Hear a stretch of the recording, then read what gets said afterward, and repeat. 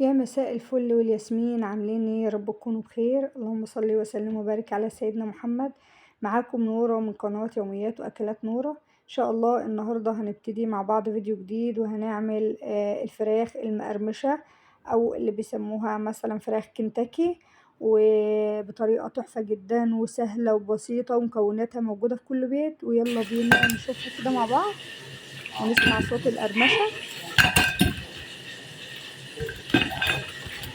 سامعين صوت القرمشة؟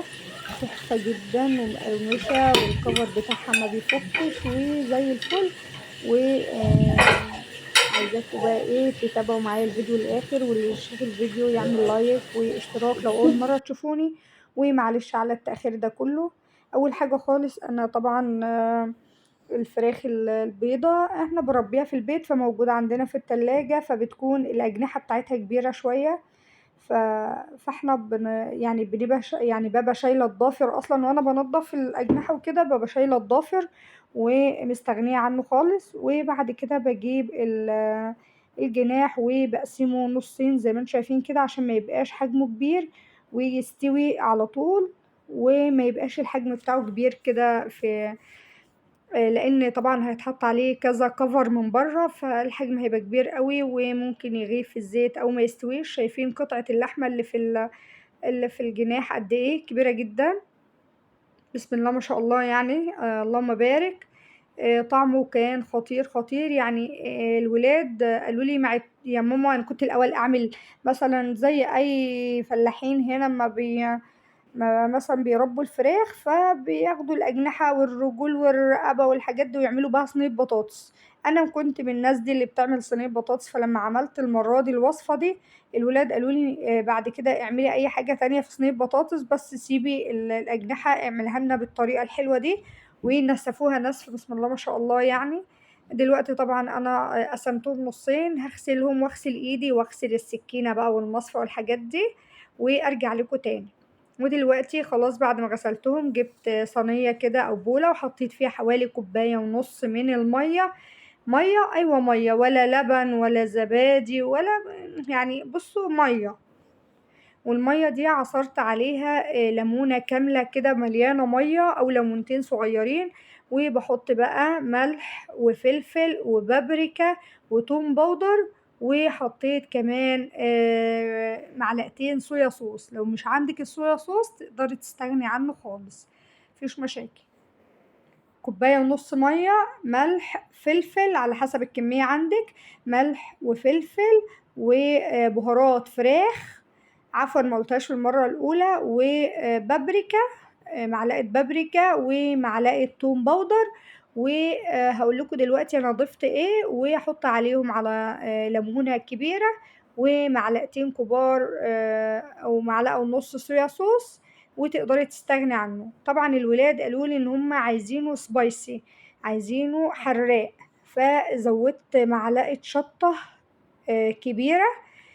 تقدري انت برضو لو مش عايزاه سبايسي تستغني عن الاتنين دول، عن الصويا صوص لو مش موجود عندك، وتقدري كمان تستغني عن الشطة لو مش عايزاه سبايسي.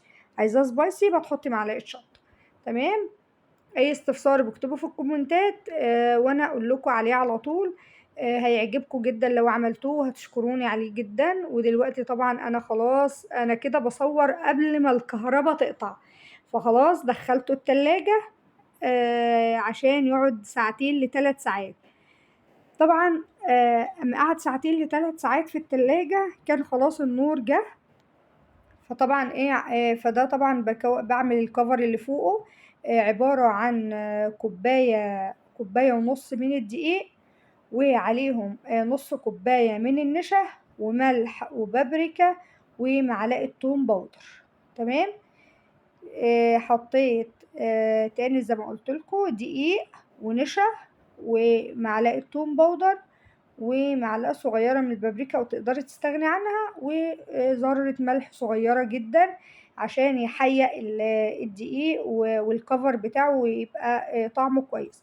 بعد كده طبعا هتعملوا الخطوات دي معايا. هتطلعوا من القطع بتاعة الفراخ المقرمشة أو الأجنحة من المحلول اللي منقوعة فيه، وبعد كده نحطه في الدقيق، نغلفه بالدقيق ونرجعه تاني نحطه في بيسموها ايه، اللهم صل على النبي، الخلطة اللي هو منقوع فيها. بعد كده نطلعه تاني للدقيق ونعمله كده بطريقة عشوائية، نلفه في الدقيق بطريقة عشوائية زي ما انتم شايفين كده.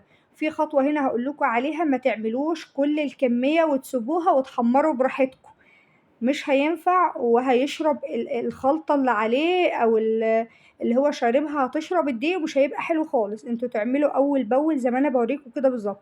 يعني انا عملت 5 حطيت ال5 في الزيت، عملت 4 حط ال4 في الزيت.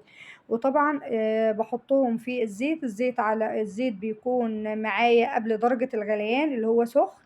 وبعد كده بنزل فيه بقطع الفراخ المقربشة او الكنتاكي زي ما بتسموها، وبهدى عليها النار واسيبها حوالي ربع ساعة. ربع ساعة على الأجنحة بتكون تمام التمام. أما لو دبابيس بقى أو قطع فراخ هنستنى عليها تلت ساعة، تلت ساعة على نار هادية، بس بعد ما تاخد الصدمة الأولى على نار في زيت سخن جدا. تمام، بعد ما تاخد الصدمة كده دقيقتين 3 بعد كده بهدى عليها النار وبسيبها ربع ساعة. وده شكلها طبعا بعد ما اتحمرت. زي ما قلت لكم ما تعمليش الكمية كلها، انا مثلا بطلع من المحلول اللي هي موجودة فيه وبعد كده بحطها في الدقيق واطلعها من الدقيق احطها تاني وارجع اطلعها عايزه اسمعكم وارجعها بس صوت للدقيق بطريقة القرمشه. عشوائية واحطهم كلهم في الزيت اللي انا عملتهم. واما اجي اعمل تاني اعمل تاني. فانا هسيبكم بقى مع اللي انا مع القرمشة دي وصوت القرمشة.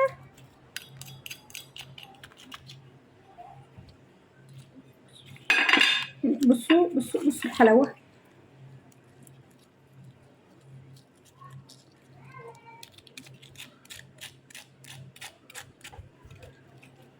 تعالوا بقى.